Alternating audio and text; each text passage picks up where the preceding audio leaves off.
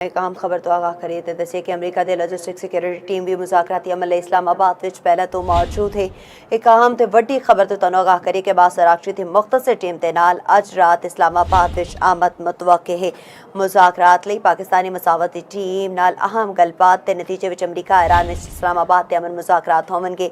अमरीका की logistic security team भी मुज़ाकराती अमल इस्लामाबाद विच पहला तो मौजूद है।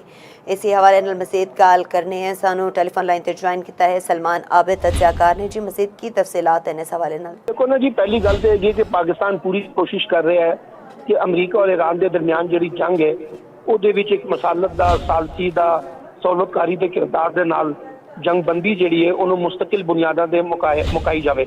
उसकी एक वजह है कि जंगबंदी सिर्फ अमरीका और ईरान के दरमियान नहीं है बल्कि ये जंग जी है बाकी मुल्कों को भी अपनी लपेट च लै सकती है और बिलखसूस पाकिस्तान के उत्ते भी वो बड़े मनफी असरात नमूदार होंगे सियासी भी तो माशी तौर पर भी।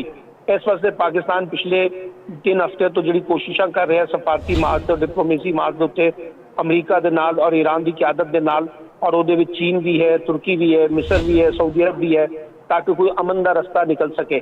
मुज़ाकरात का पहला दौर तो हो गया सी लेकिन मुज़ाकरात का दूसरा दौर जड़ा है वो ईरानी क्यादत की वजह से नहीं हो सका क्योंकि उन्होंने कुछ तहफुजात सी और उन्होंने पाकिस्तान आने तो इनकार किया। हुण खबर आ रही ने कि ईरानी एक वफद जड़ा है वो अज रात किसी भी वक्त मुतवक्के है और पाकिस्तान आ सकता है। बज़ाहिर तो एक गल क्योंकि हुकूमती सोर्स ने दी है इस वास्ते मान लेंगे लेकिन इन्नी जल्दी मैनू नहीं लगता कि गलबात अगे बढ़ सकेगी।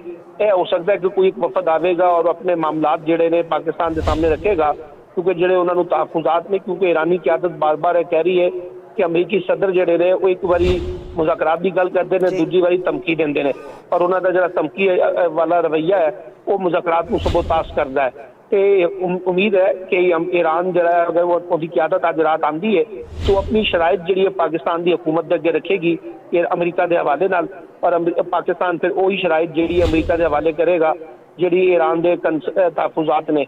इस तरह गलबात अगे बढ़ सकती है और हले फौरी तौर पर जी बदएतमादी है अमरीका और ईरान के दरमियान वो इन्नी जल्दी तो नहीं खत्म होने वाली। अच्छा सलमान आबिद साहब सानू ये दसो कि ये मुज़ाकरात आरजी जंगबंदी लई नहीं या मुस्तकिल हल करने की कोशिश है? तो दूजा कि गजा लबनान शाम वाला मुआज भी जेर बहस आवेगा तो ईरान तू पाबंदियां खत्म करने की शराइत रखेगा? देखो ना जी, जंग तो जी आरजी जंगबंदी सी हो गई है, सीज फायर होया पे उन ते मुस्तकिल जंगबंदी होनी है, गल अगे बढ़नी है और एक दो तरफा माहिदा सामने आना है।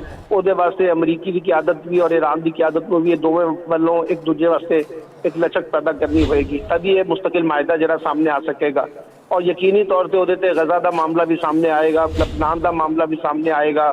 फिर जी अमरीकी ईरानी जी शराइत ने कि जी जे साढ़े माशी पाबंदियां ने वह फौरी तौर पर खात्मा किया जाए। ईरान कहता है कि जोरी प्रोग्राम के उत्ते जो अमरीकी शराइत ने पाबंदियां की उन्होंने मनन तो इनकार करता है।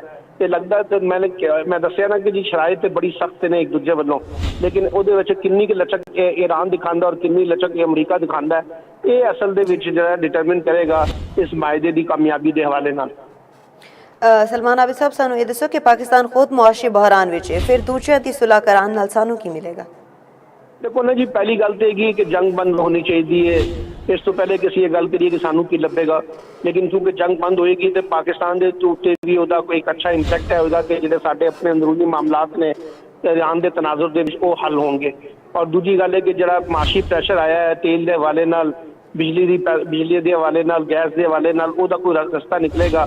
और दूजी गल है कि नवे माशी इम्कानात भी पैदा होंगे, सऊदी अरब की इन्वेस्टमेंट की गल भी हो रही है, फिर ईरान के ताल्लुकात और पाकिस्तान के ताल्लुकात की भी बेहतरी आएगी, नवी अपॉर्चुनिटीज तो मिलनगियां। लेकिन उस तो पहले जी असल गल है कि अगर ये जंगबंदी हो जाए और जंग मुस्तकिल जंगबंदी असी गल अगे वधा ली है तो मैं समझना कि पाकिस्तान का जो सफारती ते डिप्लोमेसी का रोल है और पाकिस्तान की जी सियासी ते अस्करी क्यादत है उन्होंने आलमी सतह पर बड़ी पजेराई मिलेगी।